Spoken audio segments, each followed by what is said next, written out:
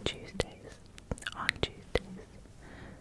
I post something that you tell me that you want to see.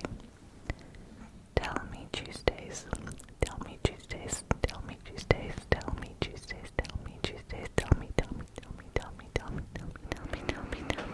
Tuesdays.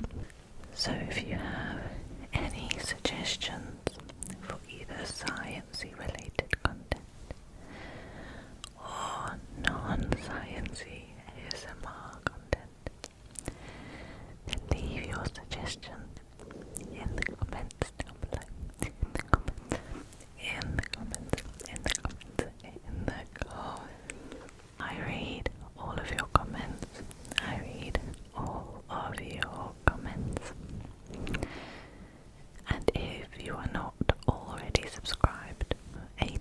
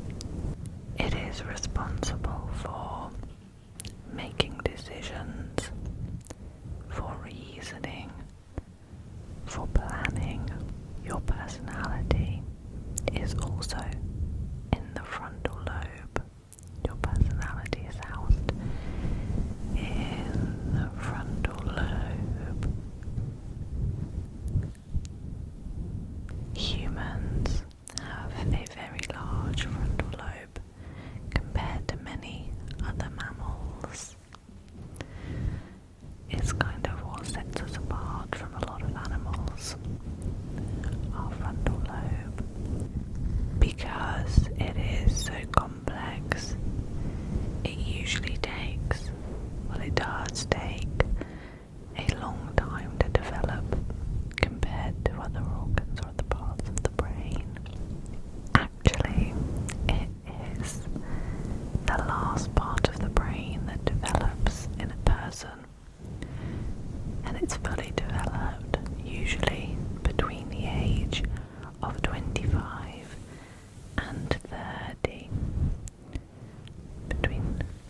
I've got the fluff of my frontal over me. It's fully developed in a person between the ages of 25 and 30. In 1848, a man called Phineas Gage, who worked on the railroads, had a terrible accident which involved a 3-foot long pole, I think it was an iron pole, going through his left frontal lobe. It blasted straight through. Miraculously, he survived,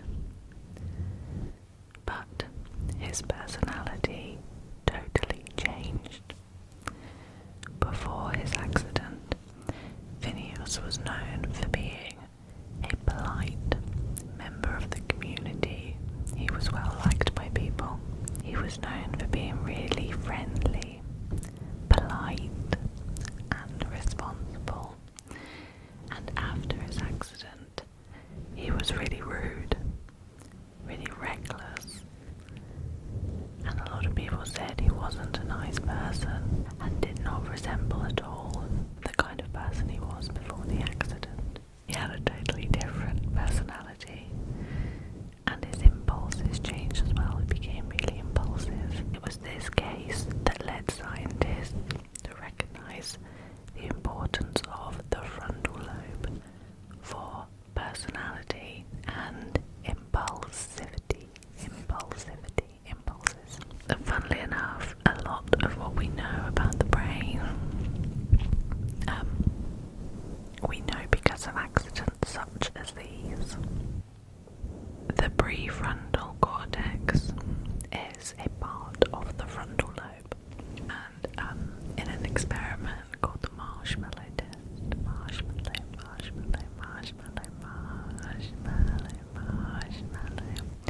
children who were able to resist eating one marshmallow to earn a second one later on were found to have better life outcomes. This ability of theirs to delay gratification was linked to a strong prefrontal cortex function. So if you're someone that is quite good at delaying gratification, you might also have strong prefrontal cortex, therefore possibly be more likely to have better life outcomes. In World War II, a soldier called Sergei Korsakov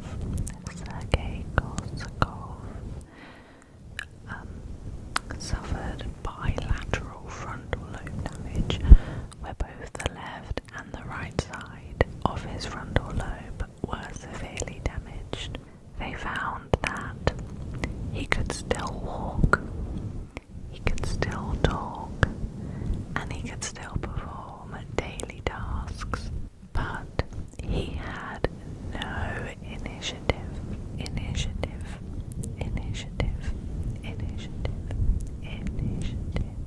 But he could only react or move if someone instructed him to, showing just how much of our willpower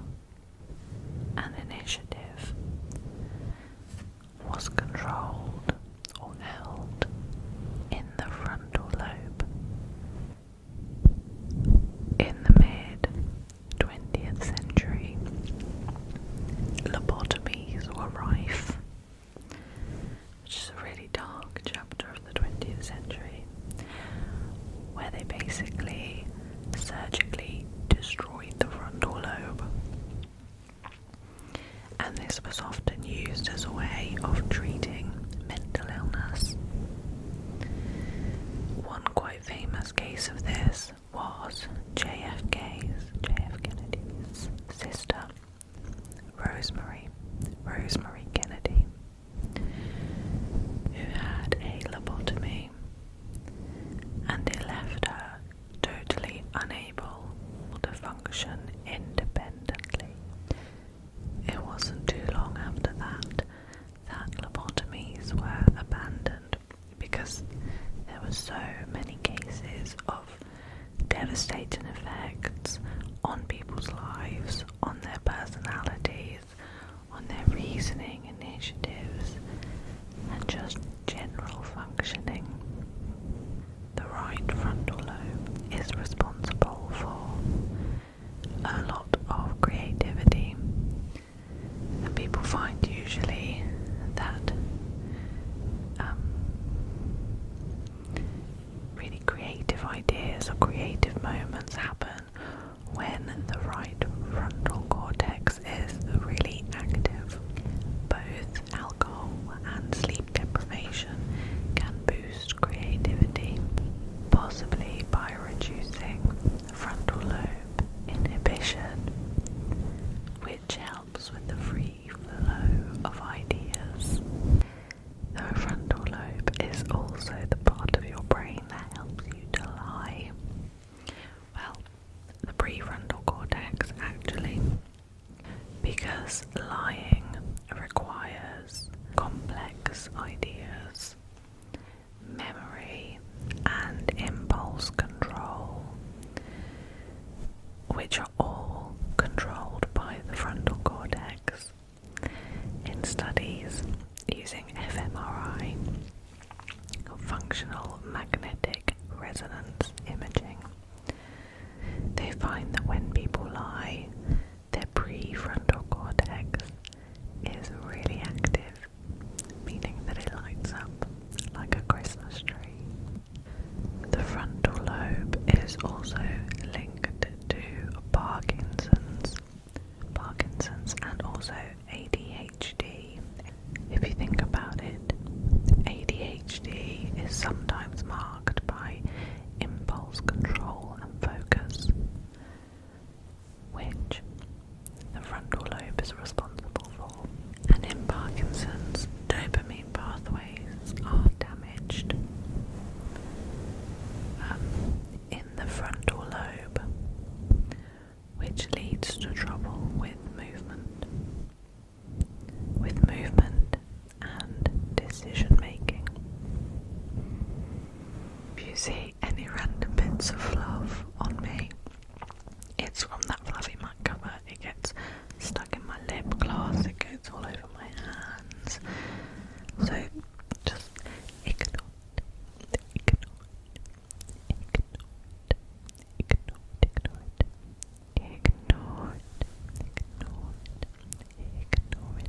The next lobe that we are talking about, that we are going to talk about, is the parietal lobe. The parietal lobe, this yellow lobe here, the parietal lobe. The parietal lobe is located at the top of your brain. Its main job is to process information about our sense of touch. You have nerves all over your body that are constantly picking up information about temperature, pain, pressure, all the nerves in your skin, and all that information is sent to the parietal lobe, the parietal lobe, the parietal lobe, the parietal lobe. And the parietal lobe helps the brain understand what all these signals mean. It puts them all together. The parietal lobe is also responsible for something called proprioception,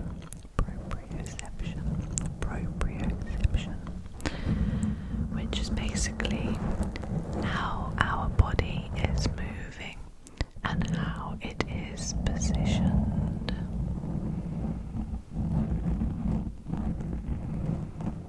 So, the parietal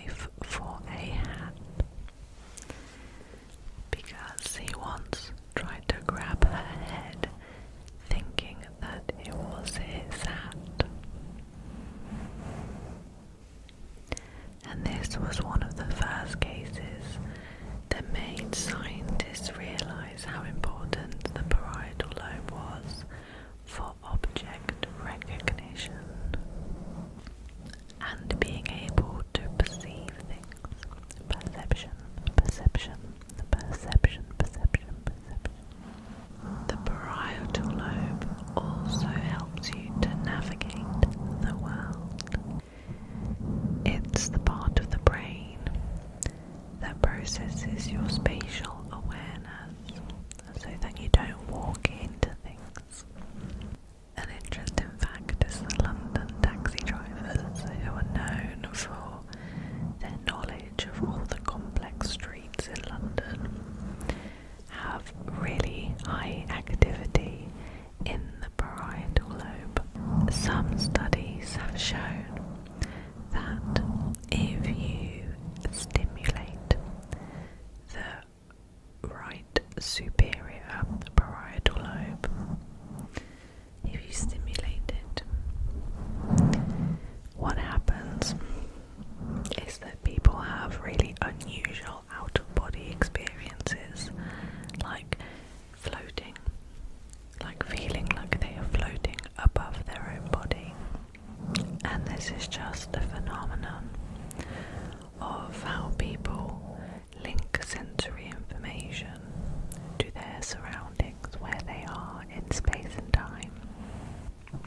Another interesting and really cool fact is that Albert Einstein actually had a really large inferior parietal lobe, which plays a part in visualization,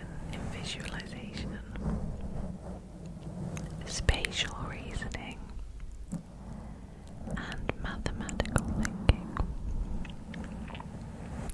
They thought that was why he was so good at visualizing complex mathematical problems. If the parietal lobe is damaged, people have been known to experience something called alien hand syndrome. Alien hand syndrome. Alien hand syndrome. Where the hand will move involuntarily on its own. They have no control over it. Sometimes it gets so bad that people don't recognize the hand as their own. The alien hand syndrome, or phenomenon.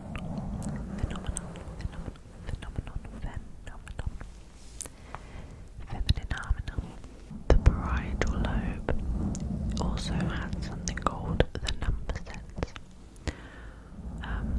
which is basically the reason that you are able to instinctively be able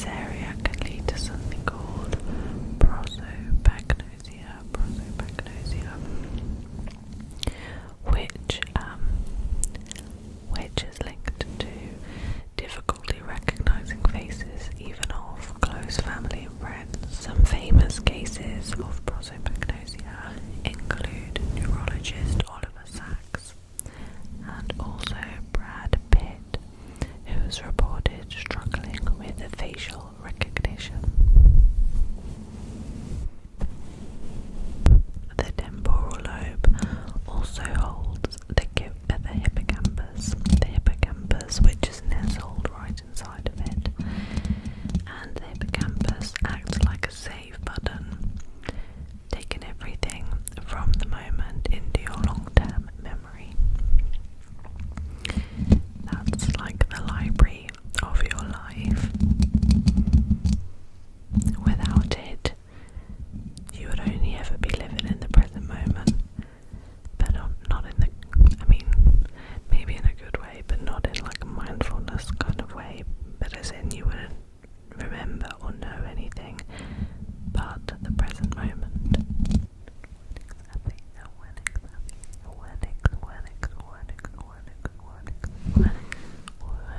The left temporal lobe, in particular, Wernicke's area, helps us with being able to recognize words or language.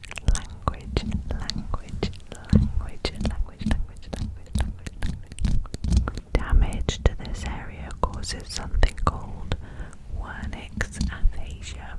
Wernicke's aphasia, where somebody talks fluently, but the words that come out make no sense.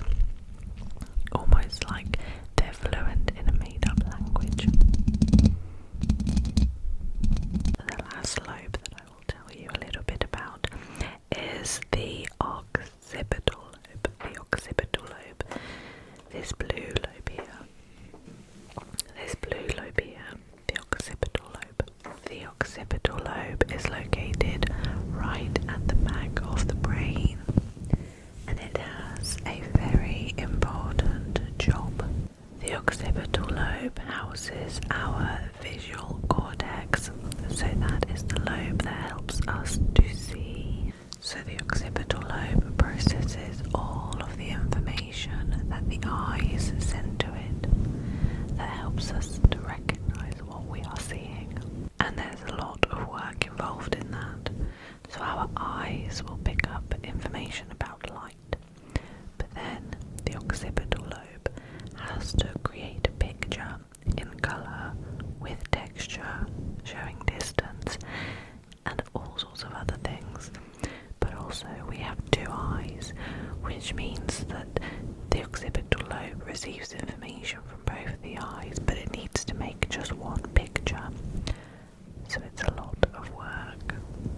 So there is a story of a colourblind painter, Jonathan I, the letter I, Jonathan I, who lost his ability to see after a car accident damaged his occipital lobe. He found that after his accident, he could only see in grey, in shades of grey, which meant he was living life in black and white. Over time, he found that colourful paintings, or even everyday colourful objects, he started to find repulsive, showing how deeply our perception of colour is tied to the occipital lobe. People with damage to their primary visual cortex sometimes develop something called blind sight, which means that they can't see objects, but they can still navigate around them. There was a patient, known as patient DB, who was able to guess the direction of light or the direction that an object was moving in, even though he could not see it, showing that other parts of the brain subconsciously also process visual information. Any damage to the occipital lobe can also lead to visual hallucinations. Hallucinations often happen in people who have lost their sight but are otherwise healthy. There was a psychologist called George Stratton who wore glasses that inverted the whole world so it looked upside down to him for 8 days. And for the first couple of days this, everything looked, well, chaotic and upside down. But he found that after a while, the whole world started looking normal again. Everything looked the right way up, even though he was wearing the upside down glasses, which shows just how adaptable the occipital cortex is and how it's able to quickly rewire and change what we are seeing to what it should look like. People with aphantasia, who cannot visualize scenes in their mind, they can't visualize pictures. It is often thought that this is due to how the occipital lobe communicates with other parts of the brain. Sometimes people with damage to the occipital lobe can experience something called visual neglect, which is half of their field of vision. So they would shave half of their face or eat only half of their plate of their food. On the other hand, there are people that have hyperconnectivity of the occipital lobe, and they experience something called synesthesia, where their senses overlap. So they could, for example, see music as colours, or be able to taste words. And it's the occipital lobe interacting with other sensory areas of the brain that creates these really unique experiences. There is actually some research that ASMR is linked to a type of synesthesia, so if you want me to talk a little